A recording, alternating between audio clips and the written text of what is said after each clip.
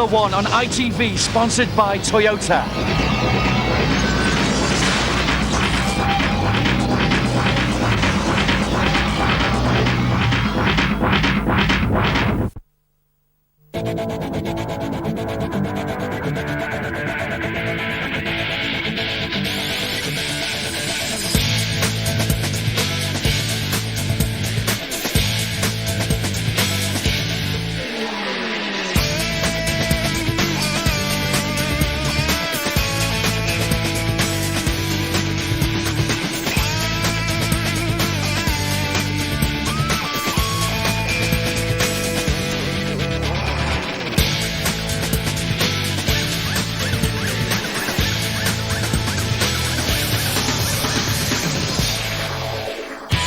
David Coulthard wins the Australian Grand Prix. Kimi Räikkönen wins his first Grand Prix. Chris Fisichella, his first win in Formula One. Michael Schumacher is coming through to take his first win of the 2003 Formula One season.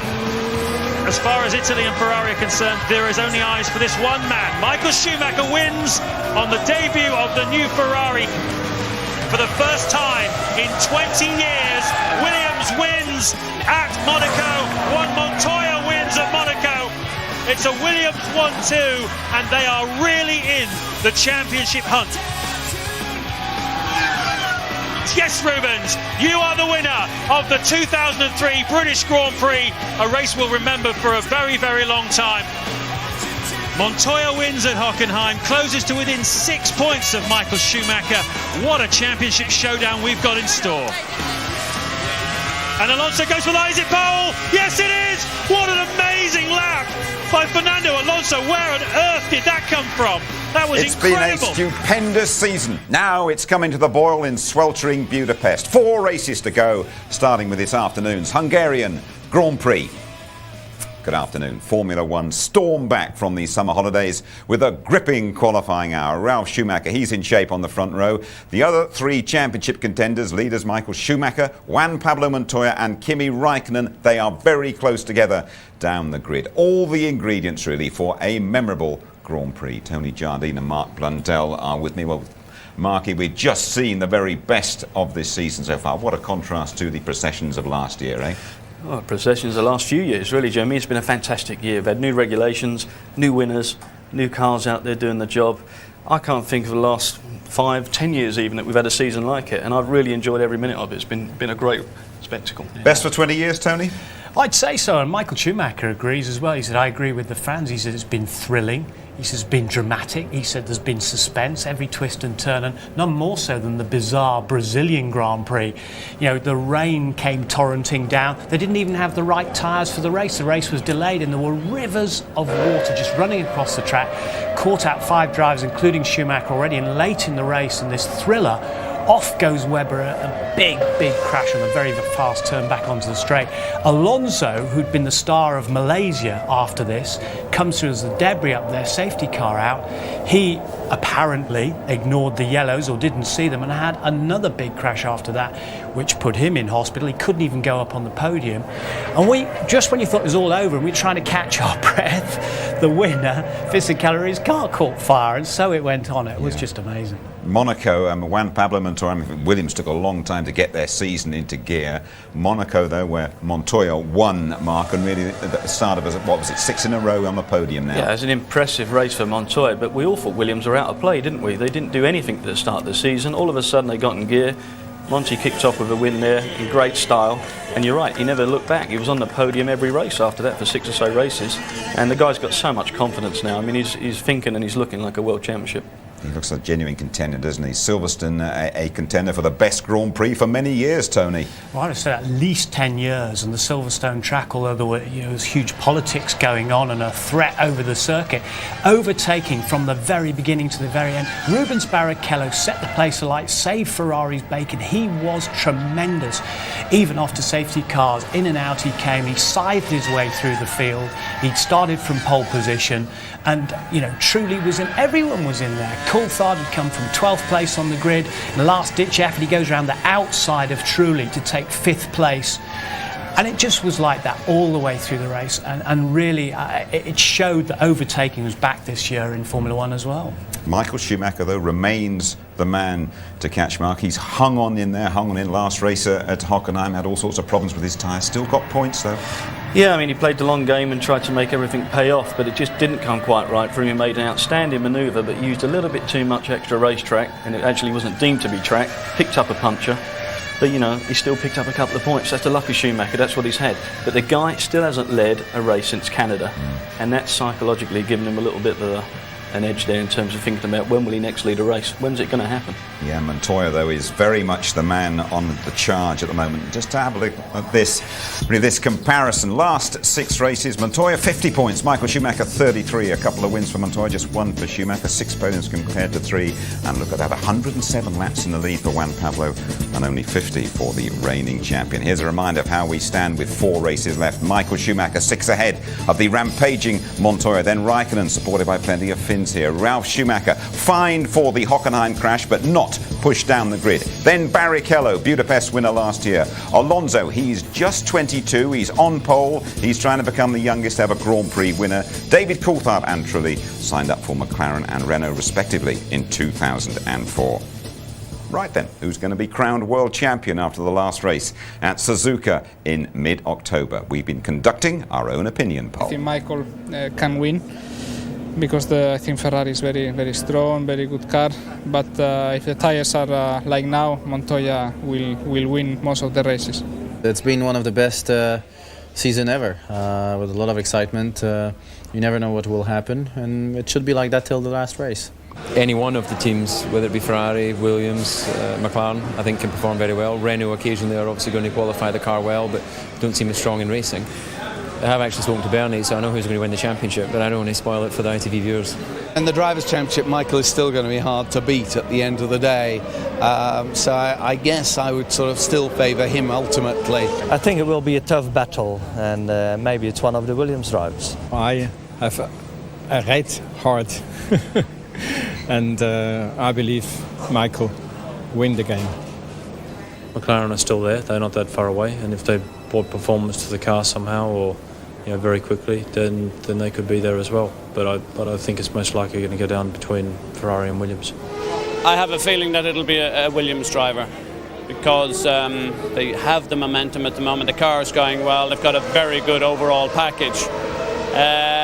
Having said that, I'm sure I've got it wrong, and Michael will prove me wrong by winning again, because he's such a great competitor. Rubens, for sure. 21 behind, there's a way yet. I don't know. I'll tell you at the end of the day. I'll tell you Suzuka after the race. Is that a good time? Could be. In bookies say Michael Schumacher, though it won't be this fella. Ralf Furman. What a tough weekend for the Jordan team. Ralf Furman spending the night in hospital. Here he is, though, back on the track today after that 160-mile-an-hour crash in practice. And the other highly rated driver, the Italian Giancarlo Fisichella, he's going to leave Jordan and go to Sauber next season. Ted Kravitz reporting. It's every Formula One driver's worst nightmare. Ralf Furman's wing failing at 160 miles an hour. So what did cause the rear wing to fall off? This machining that's bonded onto the end of it here had a crack start working where my thumb is there. Basically the crack starts here just at the end of this radius and comes through this material. Once it got to the end of that material, it allowed the bottom to come down and peel, and then the wing just falls off basically. The impact knocked Ralf unconscious. These photographers were also lucky that they didn't get a hit on the head. You got about 2-3 tenths of a second to look which direction the car is going, and I could see that it was not going exactly at me but slightly at an angle, so I decided I wouldn't move. I just stand up and try and get a picture. It was 46G lateral impact, which is pretty high. I think it'd be a bruised boy, but luckily, the safety that the FIA have done over the last few years shows that type of impact, you can survive it now. Well, he did more than survive it. He's fit and well, but needing the crutches. Why do you need the crutches? He's got a very, very bruised left ankle. I mean, I actually discarded them actually just quickly for short distances, but now he's got a bruised left heel from the heel rest and a sore neck, but apart from that, I'm fine and ready to go racing, but very disappointed not to be out, obviously, this weekend. What do you remember of the crash itself? remember before the corner, obviously speeding up. I mean, I thought that was going to be. I thought the problem was the engine was going to seize. So when the wing fell off, you thought? Yeah, I thought it was the engine, so I kept my foot in, trying to get one lap before the engine blew up. But then, obviously, remember bouncing across the gravel. The next thing I remember is in the medical centre. It's a very strange sensation watching it on the video and then seeing myself walking about, and I don't remember any of that. Are you going to be fit for Monza, the next race? Hopefully, be fit for the test in 10 days' time, and yeah, then obviously looking forward to the race. But shouldn't be any issues at the moment why I'm not there. Great. Okay, well, enjoy watching the race. I'm sorry you're not at it. And here's the rest of the news on Ralph Heer's teammate. Giancarlo Fisichella has said goodbye to Jordan. He'll race for Sauber for the next 2 years. Relations with Eddie Jordan's team have deteriorated over the summer. Fisi hasn't scored a single point since his win at the Brazilian Grand Prix back in April. Unfortunately, we had a very tough season. So that's why it's one of the reasons why I moved next year. And what would you say that Sauber has that Jordan perhaps doesn't? Yeah, I'm very confident. They have a good budget. They have a Ferrari engine.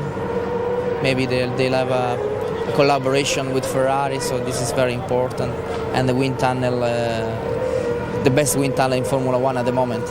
Tony, the Hungarian Baumgartner, is in for Ralph Furman on crutches. Could say the same about the team as well at the moment. Yeah, well, some people are saying life support system, but that's not the case at all. I think they've gone through this big court case that Eddie's gone through with Vodafone. They've lost that. He's now concentrating back on the team. They are short of funding, we know that, but they are fighters, and as he describes them as street fighters, they are winners. One of 4 teams to win this year. They do put fun into Formula One. Eddie, has he got the stomach for the fight? Of course he has. Fisichella's long-term view, Ferrari, I would imagine, but he has been transferred. David Coulthard, though, staying put. He'll be at unchanged McLaren. It's his 9th season with the team in 2004. There are 2 deals done. Agreeing contracts, though, a long, hard, secretive process. It's a game. Offer and counter-offer, where everyone's talking to everyone. Or not. But what really happens between team principals and driver managers behind closed doors? Is it an honest game? I tell you something, I think we're 15 years now in Formula One, and we never need a lawyer or to take out a paper and say this is in the contract. I think Formula One team principals, they I know personally, they're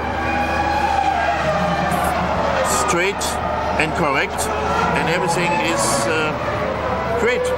I think it is important, like in any selling job, if you like, to tell people who do you represent and tell people about your product. Of course, somebody like Giancarlo Fisichella or Eddie Irvine don't need to be presented to team principals. So you need, at the beginning of the season, when you know your contract is expiring with your current team, you need to inform all the teams of your current contract position, and this is a key issue so that they know where you stand. The rule of thumb is that the agent or the manager will come, he will make it very clear. I think over the preceding events, suddenly he nods at you more often, or he says hello and you say, oi, oi, what's going on here? And sure enough, in a race or 2, he's knocking on the, do you think I could have a minute and have a chat? First of all, I think there is a market price. You must know what is your market price. Then you start, so you have a baseline. Then you know there is an economic situation, for example, now, which has to be taken into account. Then you work from that and you say this is what we want, and the team says this is what we give you, and you negotiate. And there's a whole raft of ways of structuring a deal, because if he's able to bring some support from a country, for example, if he brings a major oil company, then you can maybe split the difference, split it with him, and he gets what he wants, which is a good salary, and the team gets sponsorship and a commercial upside. So it does depend. It's very, very difficult. I've never known, to my lifetime anyway, and I've been a long time doing this, I've never known any 2 deals be the same. Would Kimi go to Minardi for $50 million a year? I would say absolutely not. You know, at the end of the day, he wants to be world champion. Of course, Kimi expects a salary that reflects his talent, and that tends to go hand in hand with the top teams anyway. It's just like buying anything, you know, you go down to the local sort of whatever, the local auction or the local market, and it's a bit of a sort of 2-way deal. This, you know, often the case will be sort of, you know, this is what we've got to spend, and that's how it works. Or the other way around, it might be that sort of, you know, they set a price on things. I think the team managers want to have absolute control, and they see possibly the manager as a little obstacle in between, but I think there is mutual respect. Therefore they know that by talking to the manager they really are talking to somebody that is performing a service for the driver, so they're happy with that. Mark, 61 races in F1, all your own work, was it? Most of the time. I mean, I normally used a lawyer and conducted the dealings myself, but many of the modern day Grand Prix drivers do use a manager. They use them more as a buffer, and also their eyes and ears in the paddock just to see what's going on, try and find out what the next move is. And it's all a case of dominoes as well. You know, one guy will get one deal done and it'll fall in suit. Sure, we saw Jacques Villeneuve behind David Richards there. At the moment, the world champion's on the outside, or a former world champion on the outside looking in. Well, yeah, David Richards said about going down to the local sort of produce store and buying something, and let's see whether he does buy Jacques Villeneuve's contract again. But, you know, Jacques might go through Christmas, you know, having a long one there with no deal in his hand. And that's the worst thing for a driver. It's a very stressful moment. Good, thank you, Mark. Well, extra interest here overnight with that news. A Hungarian is racing in Budapest for the first time in Formula One. Zolt Baumgartner. He is Ralph Furman's replacement in the Jordan. They have changed the track notably at the first corner here. As ever, it's hot, windy and dusty. The twists and turns, though, they suit the Renault and the Michelin tyres as well. You are on board with Martin Brundle and our pole sitter, Fernando Alonso. Great lap. They start really well, Tony. Go, Fernando. Could he go all the way and become the youngest man ever to win an F1 race? He could do. I mean, he was mighty in Malaysia, and they said, well, he's running light with fuel. They won't make the distance. They've got softer tyres on and so on. But he's tremendous. He's got all these records as the youngest driver, and he just showed his mettle. Just showed why they got such faith in this guy, and he is a future world champion. He stunned everybody with this lap yesterday. But of course, it is a great car aerodynamically. They've got more power from the Renault engine here. They've done work on the aerodynamics. No wonder the team are so delighted with him. Just done a great job this season. Just confirmation, we could have a bit of history here today. Alonso, youngest ever pole position, youngest ever podium finisher, youngest ever race winner, possibly. Bruce McLaren did it in 1959, and really Fernando has to do it this season to beat that. He's on the clean side, Ralf Schumacher alongside him on the dirty side, and the driver's very concerned about the state of the track. Well, all those guys who are on the dirty side are very concerned, yeah, because they know when they get to the start line they're just not going to have like the best traction was possible compared to the other guys on the clean race line. A situation that Montoya is very aware of. He was down with Charlie Whiting last night, banging down the door. Get the track cleaned up, Charlie, please. We need to get off the line good and proper. It'll be interesting. We talked to Martin down there on the grid about that. Mark Webber, he picked up a bit of dirt running wide. He's on the second row. I guess he could have been on the front if he'd have kept the Jaguar tight around that corner. I tell you, Webber was very impressive in qualifying. He did a great job. Like you say, he equalled his qualifying performance from Brazil with a third place. But this is a little mishap which probably cost him maybe a tenth or two, and I think was quite possible he could have been up there at second position. But he really did throw everything to the wall. He's not too comfortable about doing that too much because, you know, with that one lap, if you do something wrong, it's going to be very costly. But he made it pay. Jaguar want constructors' points above all. It really is a fascinating grid. Tony, take us through it. Oh, great feeling for Fernando Alonso, his second career pole, but Schumacher, he's penalty-free is Ralph, but he's on the dirty side. Then Webber equals his best from Brazil, third earlier in the year. Montoya, conservative approach, but at least he said, I'm ahead of Michael Schumacher. In fifth place there you've got Barrichello, identical time to Montoya, that's the best he could do. Mess up from Trulli, he should have been up at the front of the grid. Raikkonen, the worst for 5 races, and Schumacher in 8th, the worst for 79 races. 8th place for the world champion. Coulthard reckons he's going to get ahead of Michael off the line. Panis, that's a 9th top 10 this year. Then you've got down there Heidfeld alongside him Wilson. That's his best ever career and a good one for Jaguar as well. 13th place, it's Fisichella. Button, a messy lap from him. D'Amata, all sorts of problems and spins, and Villeneuve will start the 250th Grand Prix for Honda. Then we've got Frentzen, that's his worst of the season. Verstappen will start the 300th Grand Prix for Minardi from 18th place, 19th position. Baumgartner about to make history, first Hungarian driver. Then Chiesa had chassis problems and setup problems, 20th position. We are happy with the strategy, and will be a very tough race anyway. 70 laps here with the heat and with this temperature will be very difficult for the car, for the drivers, and for the whole team. Hopefully we can do a reasonable job tomorrow. Okay, we might struggle for race pace compared to some of the other guys around us, but compared to the opposition we're trying to race against, hopefully we can get some points. I'm running a little bit more fuel than Kimi and I would expect than the majority of the cars in front. really decision taken from not having had that strong a qualifying early in the season. So we know our race pace is going to be strong. So actually I'm quite encouraged with that qualifying. Renault, how do you think that's going to pan out with their fuel strategies? They look to be on low fuel if you look at the general situation. But then they have looked like that before and they weren't. So maybe they're just getting a very good lap, and on the tyre choice they do something special for that. We'll have to find out and we'll see tomorrow. Can you still win? Difficult from the position I am, but you never give up, and especially if you're named Schumacher. He'll do well to win from 8th. And Nigel Mansell in 89 in the Ferrari, the only driver to win here, starting outside the top 3. Well, now we have another 3-week gap to the next Grand Prix in Italy. We'll continue our Meet the Team series. We focus on BAR. And if two of you fancy joining the team throughout the weekend at Monza, here is your chance. Just answer this question from Quizmaster Jenson Button. Hey, if you want to come down to Monza and see me and the rest of the BAR crew, you just have to answer this simple question. In which year did I first race for BAR? 97, 99 or 2003? When did Jenson Button first race then for BAR? Is it A, 1997, B, 1999, C, this year, 2003, A, 97, B, 99, C, 2003.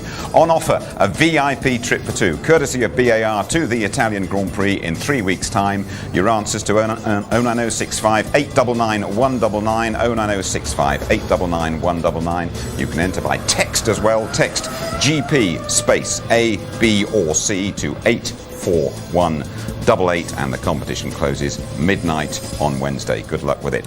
Keep the emails coming as well with your thoughts during the race. And Ben Cusack from London, he asks if Williams can win both the drivers and the constructors title. This fella should know. Patrick Head, technical director. Well, Patrick, the question is, can Williams win both championships? Will they?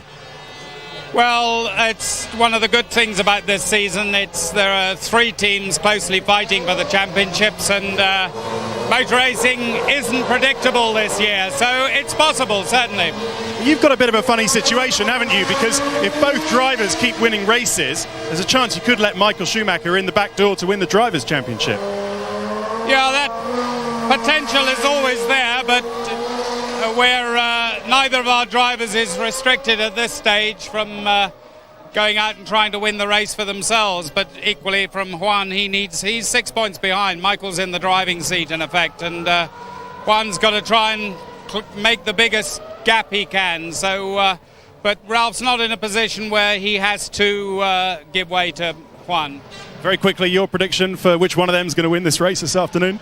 My predictions on these sort of things are no better than anybody else's. I just hope we have a good race. Sure you will. Thank you very much, Patrick. I think in there, Patrick Head, someone said yes, they can win both championships. I could be mistaken. Just final warm-up taking place. You're missing no action.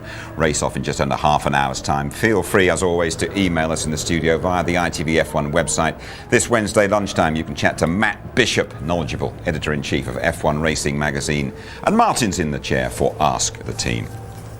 Well, then, David Coulthard, he has been in choppy waters at times this year. He's navigated around the qualifying rocks with a podium in Germany and another year behind the wheel at McLaren. Stand by for Captain Coulthard at the helm during Cows Week. Like many of his fellow Formula One drivers, David Coulthard likes to get away from the pressures of Formula One by heading out onto the ocean. But today, racing, not relaxation, is top of the agenda. We're at Cows Week, and David's come here to skipper a boat in the prestigious regatta. Not this boat, that boat.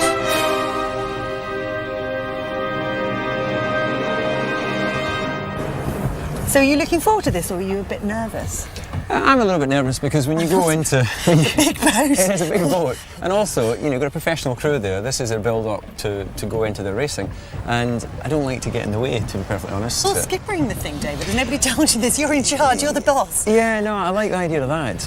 In that I'm going to tell half the guys to get off, and I'm going to get the girls to strip, and then I think we're going to have a lot more fun. But you spend a lot of time on the water. I do, but I have a crew, and I tend to be sitting at the front drinking champagne. Exactly. Saying, take me to Saint-Tropez. Yeah, so it's a different type of, I have a motor yacht, so it doesn't involve as much work as a sailing boat. On board the FAR 65 racing yacht, Coulthard met the 22-strong crew and their regular boss Alex Thompson, one of the hottest young professional skippers in the world. Today you're going to be driving or helming the boat, we call it driving, you're used to that, and you're going to be responsible for making sure that the boat's going at top speed all the time, but also in the right direction. Now this apparent wind angle is what we'll sail to when we're sailing upwind, so you'll be checking that out all the time, and that relates to this analogue reading on this side. So at the moment it's up 50 degrees is up there. And how busy would you actually be at the wheel? Because in my job, you know, that's everything. That dictates out all the pace we get. Are you constantly moving tiny little amounts to get the best performance? You will be, yeah. I mean, the one thing that the driver needs more than anything else is a focus. Yeah. And you should have that. Yeah. Time to put the theory into practice, and the tension was beginning to build as the start of the race drew closer. I'm getting into it. You know, these guys were aiming straight for us. You know, there really is quite an adrenaline rush when you have boats at such close quarters. Now, look at this guy here. Look at the speed he's coming by at. You wouldn't want to get it wrong anyway, that's for sure. Well, it's in your capable hands, mate, so before you go, Skipper, we'll catch you later. All right, cheers. Every instruction you give me now is going to be a hard one way or hard the other. It may not be, no. Okay. We have full lock on the wheel, mate. Come on, now come up to 30. Just slowly. Come up a little quicker now, a bit quicker. Let's go, we're racing. Let's go, come on, trim on. Let's tack now. No. Gently round. That's good enough on the wheel. And walk across. Grab that.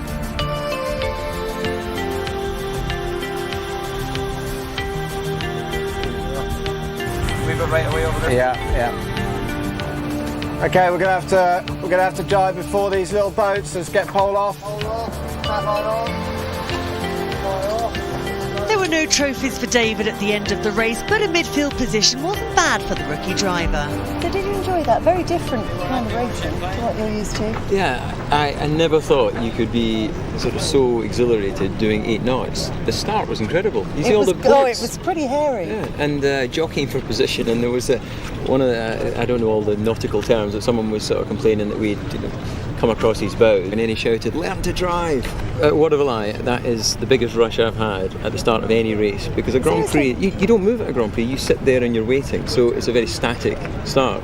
The start of this, 5 minutes before, you're jockeying for position, and there's boats crossing you, and you're crossing boats, and it was a real rush. I never thought that a yacht race could be so exciting.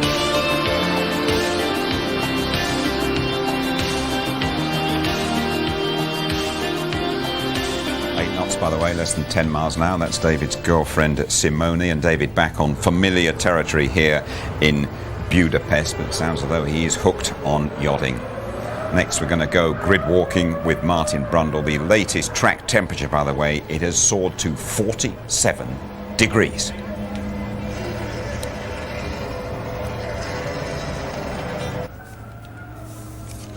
How are things going with Minardi? It's going all right. I got thrown in at the deep end, sort of 5 races to go, so I've had a very steep learning curve. You actually missed your first ever qualifying session in Germany because of a problem with the car stalling, didn't you? That must have thrown you a bit.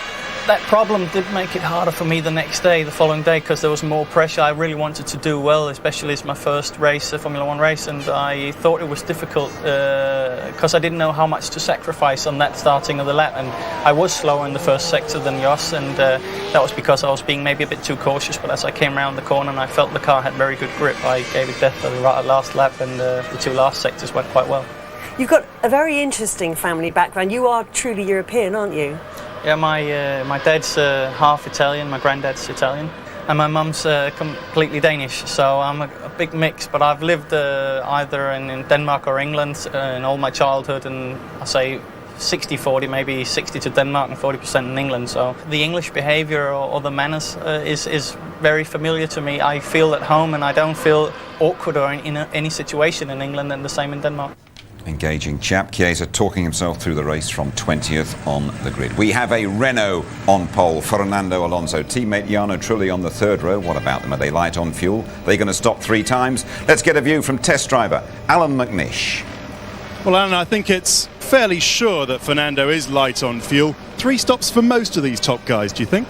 I think it's going to be a bit of a fight. Certainly there's the equation of what's the fastest to do the race, and there's also the factor of how are you going to get past if you're sitting in this middle area, and traffic's always an issue around here. But I would say that there's a few people that are definitely lighter than what they have been in previous races. I mean, going light for Fernando worked in Malaysia. Why shouldn't it work here? Well, the one thing is we're very good on the tyre as well, and we've got a pretty good little package around this track, so the fuel load wasn't necessarily a defining factor or the defining factor. You know, the car's been quick all the way through the weekend. Let's move to Ferrari. Michael would have got second place on a 2-stop strategy in Germany had the puncture not happened. I've got a feeling he's doing exactly the same thing today. He's fighting for the championship, and he's really having to fight hard. Certainly the car's not quick enough in qualifying, that's for sure. But I sort of get the feeling that actually in between they could go either way, depending on how the first few corners sort of settle down and where they are after that. But the one thing is they're not finished yet. Now, I maligned this geezer behind you, Jarno Trulli, at the last race. I apologise to him for that. It was a great race. But do you think Alonso's got the beating of him today? Well, certainly, like we said before, the traffic is a big issue around here. But, you know, he was quickest on Saturday and done really well, so you never know. Thanks, Alan. Mark, you picked up one thing from Patrick Head. Obviously, no team orders involving Montoya and Ralf Schumacher. No, I mean, answering that email question there, he clearly says that, you know, Ralf is not going to do anything to help Juan, and that really does surprise me. I would have thought at this point, with the numbers game and the way the point system works, if Montoya just keeps his head together, and he's certainly thinking like a world champion at this point. I talked to him last night. He's already got the numbers in his head. He's possible to do it. There's a Fernando Alonso trying to become the youngest ever man to win a Grand Prix. It's hot, it's dirty, it's dusty down there. Let's go down to that roasting frying pan and join Martin Brundle. Hi. Hello, Jim. Hello, everybody. Welcome to a very hot grid. We're just going to have a quick word with pole sitter Fernando Alonso. Fernando, great qualifying lap. Congratulations. Can you win this race today? Well, it's very, very difficult to have a prognostic of the race. Always very difficult, very long. But, you know, I'm sure that I have a good opportunity today to try. Well, it's 70 laps now because of the longer track rather than 77, so it should be physically slightly easy. But for the British viewers, you know, you're on the grippy side of the grid. We know you have a car that starts very quickly. You should arrive in the first corner first. How do you choose a braking point? Is it something visual or you just get a feeling? Normally just feeling, you know. Also we have some boards that help us, and normally it's, for example, here first corner like 100 meters before the corner. But at the start it's difficult because you don't arrive with such a good speed like a normal lap, so maybe 70, 60 meters depending, you know, feeling in the first lap. Okay, so you have a bit of an idea in your head and you'll suck it and see when you get there. To that extent, you could be the youngest driver ever to win a Grand Prix this afternoon. The championship's looking impossible for you really, but that would be quite something special. Would it mean a lot to you? Yeah, for sure. It was a fantastic year so far, even if I don't win a race. You know, to have 3 podiums and 2 poles was something unexpected for me. But, you know, if I can win a race, I'm sure that I will do the maximum. You look very calm on the outside. Are you calm on the inside? Yes. I think in the formation lap I will be a little more excited. Now, at the moment, it's okay. Okay, good luck. Thanks for talking to us. Let's have a wander around and just see where the chess pieces are on this grid, because this World Championship is getting very serious, isn't it? And here we are on the dirty side of the racetrack, and this is going to play a major role in today's Grand Prix. I mean, it's just full of dust. If you run your hands over it, you get a fine powder coming off the racetrack. And the key thing here is there's been no warm-up. Under the new regulations in 2003, no warm-up. Now, normally the 10 cars starting on the right-hand side of the grid would have been constantly passing through here this morning, trying to clean this up. And we saw in the Formula 3000 race yesterday, it really compromised them getting away. And Ralf Schumacher on the front of the grid here in the Williams has got the biggest problem of anybody. And let's have a quick word with Ralf. If you can hear me through the air horns, Ralf, I've no idea why they're going on, but can you hear me? Yeah, I can, but very difficult. Okay, you've got a really difficult grid slot here. Great to be on the front, but you've got 2 big white lines in front of you and the dirty side of the grid. I mean, how much of a factor is that going to be? hopefully not too big. What we saw already in Hockenheim was a fact that I lost meters and compared to the cars on the left side, and here it's going to be worse. So it's going to be a difficult one. Now, really, you want to be getting over to the left-hand side. Looks like somebody else is joining us for the interview here, but you want to get on the left-hand side as soon as you can, really, don't you, down to turn 1. But you've got to be mindful of what they did after Hockenheim, which seemed completely ridiculous to me that they blame you for the accident. That's a personal opinion. But, you know, you want to swerve over as quick as you can? Well, it really depends. I mean, there's a right-hand corner coming at the end of the straight, quite tight, so there's no need to go over completely. Let's have a look, you know. I mean, wherever the place is, I'll try to find it. Okay, and you're still fighting for your own championship. No thought to helping Montoya? Not at present. Might be after this race. You never know. Okay, good luck. Thanks for talking to us. Let's have a quick wander down. We've got Mark Webber here in 3rd place. He could certainly spoil it for some of the big boys today. I don't know where he is. He can't possibly be hiding under that umbrella in the car. Where is Mark? Wait. All right, he's gone off to the toilet apparently. Let's have a wander further down the grid. Montoya doesn't want to. He says he gets nervous. The only time I was reading this week, the only time Montoya gets nervous is on the grid, and he doesn't really want to talk to us. But a man who always seems happy to talk, Rubens Barrichello. Rubens, you're on the. You're just sort of making a bit of an adjustment, yeah. You're on the grippy side of the grid here. You can really spoil it probably for Montoya going down to the first corner. Oh, I hope so. I mean, it's you know, the chance we've made the same time yesterday, and I could have been there. But if you think really that millisecond, it could be here on the start. So I hope to have a good one today. So it's tighter in turn 1, Rubens, and you're going to be going fast. It's 200 meters longer in the straight. You think it's going to be tricky? It's going to be very tricky. We're going to get there 290, 300 kilometers an hour, so it's going to be tricky. Okay, thank you very much. To be on the good side. Thank you. And Bernie is just going to introduce the Prime Minister of Hungary. We just have a quick word here. Hello, sir. Welcome to the grid, and good day for Hungary with a Hungarian driver. It's a fantastic day because we have a very, very nice man, Mr. Baumgartner, and I hope he will make a very good performance. Well, we always enjoy coming to this racetrack, and we like the changes. Thank you very much. Good to see you. Back to you in the studio. They all talk to him, Prime Ministers and all the drivers at the sharp end as well. Michael Schumacher very close to Kimi Räikkönen on the grid. Could there be a pile-up at the first corner? What about those cars starting on the dirty side of the track? How cool was Fernando Alonso there, by the way? Both Williams drivers saying there are no team orders. We're going to be right back from Budapest with the start of the Hungarian Grand Prix. ITV sponsored by Toyota.